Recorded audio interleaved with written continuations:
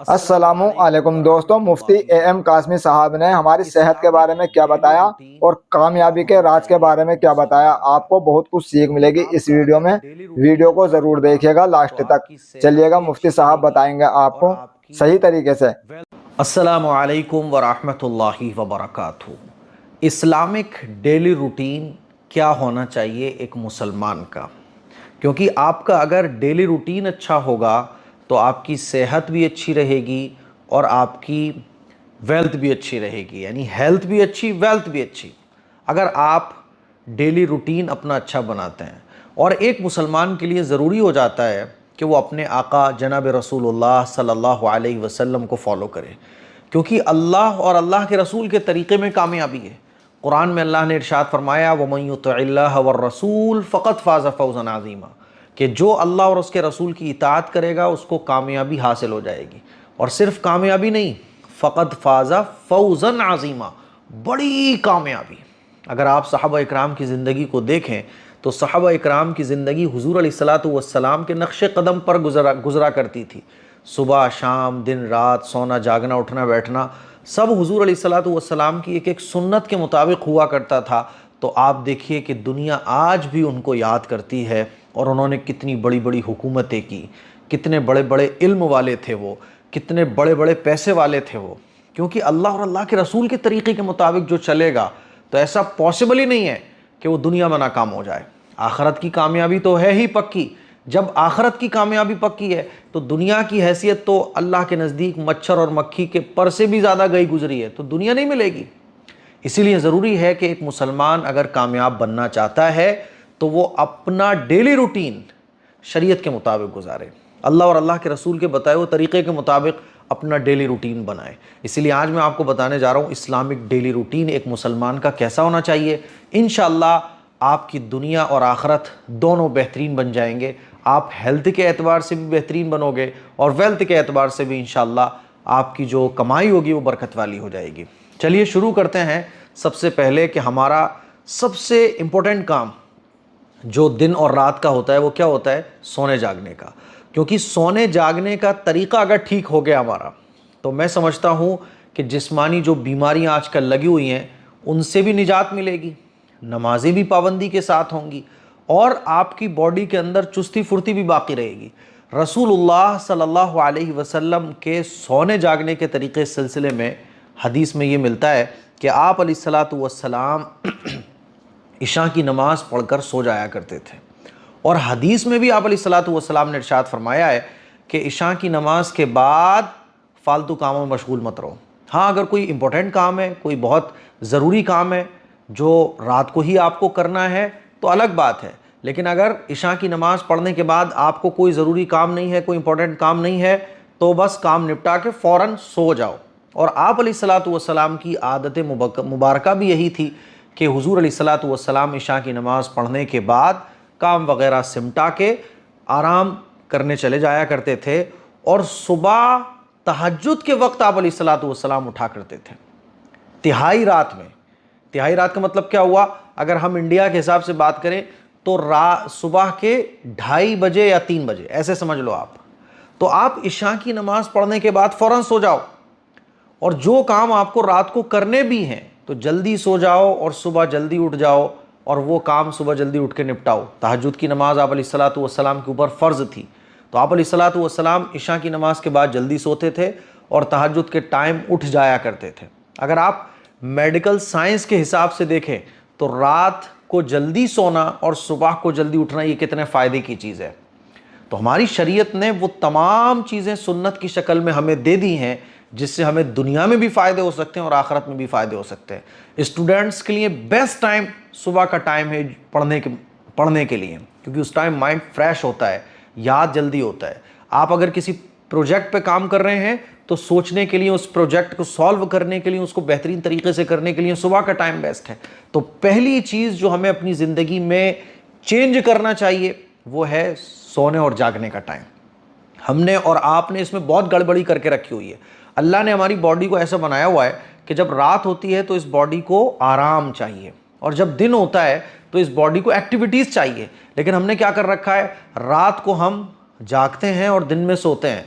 आप डॉक्टर से अगर मालूम करेंगे तो बीमारियों की जड़ ही यही है कि जब सोने जागने का टाइम टेबल ख़राब हो जाए, और हेल्थ का राज यही है कि आपके सोने जागने का टाइम बेहतरीन बन जाए। इसीलिए आदत ये बनाइए और अपने बच्चों की भी आदत बनवाइए कि इशा की नमाज़ पढ़ ली 9-10 बजे, 8-9 बजे तक, लास्ट है 10 बजे तक आप बिस्तर पे चले जाएं और सो जाएं, और फिर तहज्जुद के टाइम पॉसिबल हो तो उठें।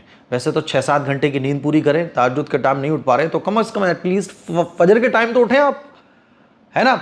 तो रात को जल्दी सोना और सुबह को जल्दी उठना, ये नबी अलैहिस्सलातु वस्सलाम की सुन्नत है। हुजूर रात को जल्दी सोते और तहज्जुद के टाइम उठते, तहज्जुद की नमाज़ पढ़ते, अल्लाह से दुआएं मांगते और फिर उसके बाद थोड़ा सा आराम करते, फिर फजर के टाइम उठ जाते। तो कोशिश ये करें कि तहज्जुद की नमाज़ आपकी होना चाहिए। तहज्जुद की नमाज ये मुश्किलों को हल करना, हल करने का मसला ज़रिया है। तहज्जुद की नमाज की फजीलत मैं क्या बताऊं, फिर ये लंबा टॉपिक हो जाएगा। तो हो सके तो तहज्जुद पढ़ें, वरना फजर तो एटलीस्ट आप पढ़िए। अब तो नमाज़ों के फ़ायदे भी आप देख सकते हैं कि नमाज़ों के कितने सारे फ़ायदे हैं जो मेडिकल साइंस के ज़रिए साबित हो चुके हैं कि जब एक ईमान वाला नमाज़ पढ़ता है तो वो जब ऐसे झुकता है तो उसका जो ब्लड का प्रेशर है वो फास्ट होता है, ऐसा होता है, वैसा होता है, जॉइंट पेन की प्रॉब्लम सॉल्व होती है। नमाज के अंदर बेशुमार फ़ायदे हैं। अभी एक बहुत बड़ी कारोबारी औरत है ना, खातून है, बहुत मशहूर है वो, तो शार्क टैंक पे भी वो आ चुकी हैं।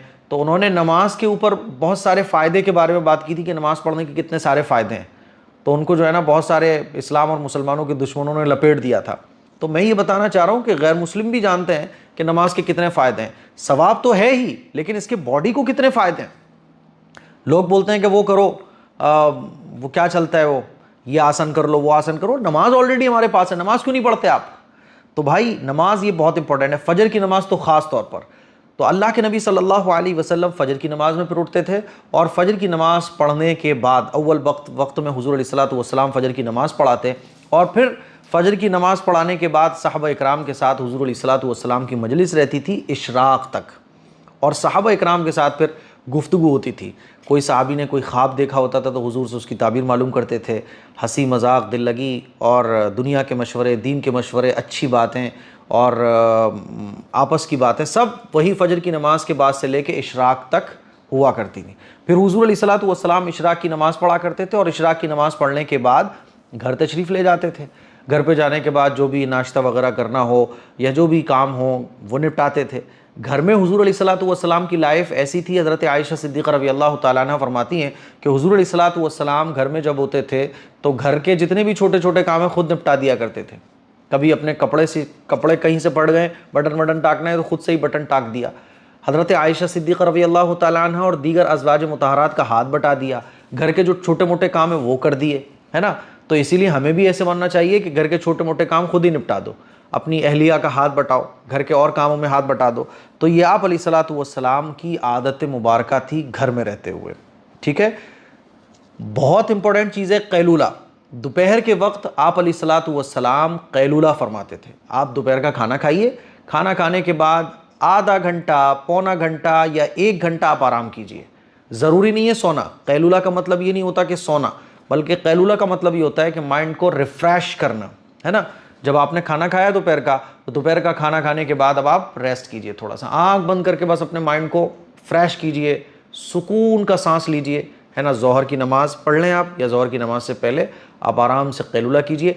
कैलूला करना सुन्नत है, कैलूला करना ये सुन्नत है। और अगर आप मेडिकल साइंस के हिसाब से देखेंगे तो दोपहर में खाना खाने के बाद बॉडी को आराम देने से चुस्ती आती है, ताजगी आती है, माइंड तेज़ होता है। और मैं आपको क्या बताऊं जनाबे वाला, सेहत के बेशुमार फ़ायदे हैं। मैंने एक रिपोर्ट पढ़ी थी, मेरे ख्याल में चाइना या जापान की है, कि वहाँ पर बाकायदा ऑफिस में ये लाजमी है कि आप खाना खाने के बाद कैलूला करेंगे, यानी आधे घंटे आराम करेंगे। तो ये सुन्नत है अल्लाह के नबी की। तो आप आदत बनाइए कैलूला करने की। उलमा इकराम तो अल्हम्दुलिल्लाह कैलूला करते हैं। मैं लखनऊ गया था तो हमारे बड़े अजीज़ दोस्त जनाब शानवाज साहब थे, तो वो खाना उन्होंने हमें खिलाया दोपहर का और कहने लगे मुफ्ती साहब मुझे कैलूला करना है। मैंने कहा ठीक है। बोले 10 मिनट बस। तो कुछ नहीं तो इस सुन्नत पर 10 मिनट ही अमल कर लो आप, इंशाअल्लाह बेशुमार फ़ायदे होंगे। तो आप अलैहिस्सलातु वस्सलाम कैलूला फरमाते थे, है ना। तो कैलूला करने की हमें आदत बनाना चाहिए। 5 वक्त की नमाज पढ़ने की हमें आदत बनाना चाहिए। नमाजों के अंदर जो है ना हर मसले का हल है। देखिए हम लोग कहते हैं कामयाबी इधर है, कामयाबी उधर है, कामयाबी वहाँ है। अल्लाह क्या फरमाता है, मुअज्जिन साहब के ज़रिए 5 मरतबा मस्जिद से ये ऐलान लगवाया जाता है, हय्या अलस सलाह, आओ नमाज की तरफ। लेकिन नमाज की तरफ क्यों आओ? दिल में तो ये आ रहा है कि मैं अगर नमाज की तरफ जाऊंगा तो कारोबार का इतना नुकसान हो जाएगा। तो अल्लाह आगे फरमा रहा है हय्या अलल फलाह, आओ कामयाबी की तरफ। यानी तुम मस्जिद अगर आओगे, दुकान छोड़कर, कारोबार छोड़कर, अपने दुकान को क्लोज करके, जॉब को क्लोज करके, लैपटॉप बंद करके, अपने ऑफिस को छोड़कर, तो ये जो तुम नमाज की तरफ आओगे तो इसमें अल्लाह का कोई फायदा नहीं है, फायदा तुम्हारा है। आओ कामयाबी की तरफ। तो नमाजों का एहतमाम कामयाबी के लिए जरूरी है, नमाजों का एहतमाम, ठीक है। इसी तरह से खाने पीने में एहतियात। अल्लाह के नबी सल्लल्लाहु अलैहि वसल्लम उमूमन 2 वक्त खाना खाया करते थे, दोपहर में और रात को। रात का खाना आप अलैहिस्सलातु वस्सलाम का उमूमन मगरिब के बाद इशा के बीच में हो जाया करता था, है ना, कभी कभी एक टाइम। वैसे तो आप अलैहिस्सलातु वस्सलाम ने सारी ज़िंदगी पेट भरकर खाना नहीं खाया, और अल्लाह के नबी की सुन्नत भी यही है कि भूख लगे तब खाओ, और थोड़ी सी भूख बाकी रहे तो खाना छोड़ दो। और खाने में बहुत सादगी हुजूर अलैहिस्सलातु वस्सलाम की हुआ करती थी। बहुत रोगनी और बहुत ज़्यादा मुर्ग मुसल्लम ये हुजूर को पसंद नहीं थे, सादा खाना। इसीलिए बेहतर ये है कि मसालों को आप अवॉइड करें, कम से कम मसाले। और आप खाने में इस बात की एहतियात रखें कि कोई भी खाना आपकी सेहत को नुकसान देने वाला ना हो। अल्लाह के नबी सल्लल्लाहु अलैहि वसल्लम को जितनी चीज़ें पसंद थी, बहुत लेंथी टॉपिक हो जाएगा, हुजूर को कोई भी ऐसी चीज़ पसंद नहीं थी जो बॉडी को नुकसान पहुंचाती हो। हुजूर ने वो चीज़ें पसंद फरमाई, देखिए दूध, शहद, है ना, इसी तरह से कद्दू, इसी तरह से खजूर, दूध, है ना। और आप देखें तो हुजूर अलैहिस्सलातु वस्सलाम को तलबीना पसंद था। हुजूर अलैहिस्सलातु वस्सलाम को वो चीज़ें पसंद थी जो बॉडी को फ़ायदा पहुंचाती हैं। तो आप इस बात का ख्याल रखें कि आपके खाने में कोई भी चीज़ ऐसी नहीं होना चाहिए जो आपके बॉडी को नुकसान पहुंचाए। पिज़्ज़ा और ये जितने भी ये तमाम तरह के जंक फूड्स चल रहे हैं वगैरह, चाउमीन वामीन, सबको अवॉइड कीजिए। बहुत ज़्यादा रोगनी चीज़ें खाने से परहेज़ कीजिए, है ना। चीनी तो छोड़ दीजिए, चले नहीं छोड़ पा रहे, अभी उम्र नहीं है, कोई बात नहीं, लेकिन कम से कम। अच्छा, तो खाने पीने में एहतियात। आप अलैहिस्सलातु वस्सलाम की ज़िंदगी में हर वक्त के लिए एक काम था और हर काम के लिए एक वक्त था। देखो, रात को जल्दी सोना, सुबह जल्दी उठना, नमाजों का एहतमाम करना, दोपहर में कैलूला करना, घर के कामों में घर वालों का हाथ बटाना। सबसे ज़रूरी चीज़ ये कि आपका 24 घंटे का जो टाइम है वो सेट होना चाहिए। 6 घंटे मुझे यहाँ से यहाँ तक सोना है, और हर वक्त के लिए एक काम हो और हर काम के लिए एक वक्त हो। ऐसा नहीं है कि अभी आप ये काम करने बैठ गए फिर वाला काम करने बैठ गए। आप ये तय कर लो कि मुझे 2 घंटे पढ़ना है, या 2 घंटे मुझे ये काम करना है, 2 घंटे ये काम करना है। दिन का 8-10 घंटे अगर आपको काम करना है तो काम के लिए भी एक वक्त तय करो कि इस वक्त में मुझे ये काम करना है, और उस वक्त में वही काम करो। हमारी प्रॉब्लम यह है कि हम कभी ये काम करने लगते हैं, कभी वो काम करने लगते हैं। किसी भी चीज़ का कोई टाइम नहीं है, नाश्ते का टाइम नहीं, खाने का टाइम नहीं, रात का खाने का कोई टाइम नहीं। जब मन करा खा लिया, जब भूख लगी ये कर लिया, और छोटी मोटी चीज़ें चलती रहती हैं। इसीलिए टाइम टेबल बहुत ज़रूरी है काम के लिए, ठीक है। और जनाबे वाला, मोबाइल के लिए भी एक टाइम बनाना बहुत ज़रूरी है। मोबाइल के ज़रिए कितने नुकसानात हो रहे हैं। अल्लाह के नबी सल्लल्लाहु अलैहि वसल्लम ने फालतू चीज़ों से दूर रहने की सलाह दी। आप अलैहिस्सलातु वस्सलाम ने इरशाद फरमाया, मिन हुस्नी इस्लामिल मरई तर्कुहु मा ला यानी, कि एक ईमान वाले के इस्लाम की खूबी है कि फ़िजूल चीज़ों को वो छोड़ दे। फ़िजूल चीज़ों को आप अवॉइड कीजिए अगर कामयाब होना चाहते हैं, जिसमें से बड़ी फ़िजूल चीज़ है मोबाइल। आप अपना स्क्रीन टाइम कम से कम कीजिए। आप खुद में गौर कीजिए कि आप रील देखने के ज़्यादा आदी तो नहीं हो रहे हैं।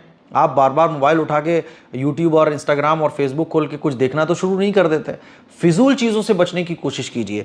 तो आप अगर गौर करेंगे तो ये आप अलैहिस्सलातु वस्सलाम की तालीमात हैं, और ये आप अलैहिस्सलातु वस्सलाम के 24 घंटे के दिन गुजारने का तरीक़ा है, जिसमें अगर हम अमल कर लें तो इंशाअल्लाह बहुत फ़ायदा होने वाला है। नंबर 1, सोने जागने का आप टाइम बनाइए। नंबर 2, आप 5 नमाज़ों का एहतमाम कीजिए, हो सके तो तहज्जुद भी पढ़िए, ठीक है। जल्दी सोना और जल्दी जागना ये बहुत ज़रूरी है। नंबर 3 कैलूला करना, ठीक है। और नंबर 4, इशा, रात का खाना मगरिब के बाद खाना, इशा से पहले, और चलो बहुत लेट हो रहा है तो इशा के फ़ौरन बाद खाना खा लो आप, ठीक है। दोपहर का खाना टाइम पर खाइए, बस ज़ोहर के टाइम या ज़ोहर के बाद खाना खा लीजिए, और उसके बाद कैलूला कीजिए। थोड़ा सा अपने कामों के लिए टाइम बनाइए, ठीक है। यहाँ तक कि मोबाइल अगर आपको यूज़ करना है तो 1 घंटा बस, आप 1 घंटे स्क्रॉलिंग करेंगे, 1 घंटे न्यूज़ व्यूज़ देखेंगे, हद से ज़्यादा फालतू चीज़ों से आप बचेंगे, ठीक है। खाने में आप इस बात का ख्याल रखिए कि फ़ालतू चीज़ें आप ना खाएं।